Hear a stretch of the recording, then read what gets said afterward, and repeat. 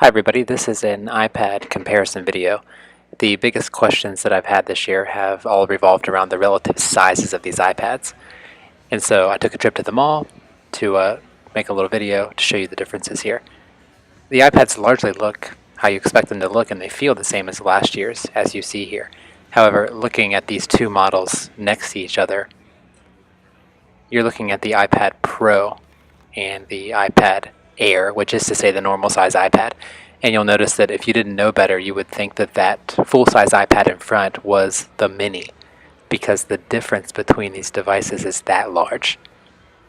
And so as you see these things next to each other, the Air, which is the full size that you're used to, is dramatically smaller than this new 12.9-inch iPad Pro.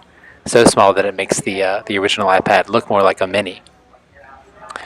I also wanted to make sure that we took a look while we were there at the Apple Pencil, which you see here. It's like a lot of styluses that you have used, except it's got tech in it that none of the rest of them have had, such that it is really, really responsive, and the tip knows how hard you're pressing and at what angle. You'll see a bit of slow-mo here, so that all the latency that you're used to, that delay between writing and being on screen, especially if you look at it here in slow motion, as you start writing, it follows you and it is right on point.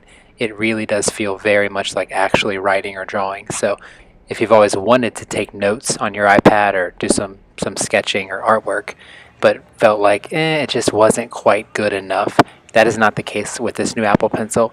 It really makes things feel exactly like you're writing.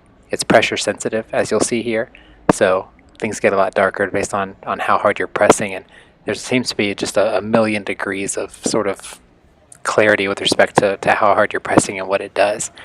You'll also notice here that, like if you're pencil drawing, you can write, but you can also shade, and it knows exactly what angle your pencil is at. Lastly, we take a very quick look at the keyboard, just to give you a feel for the fact that it's a full-size keyboard.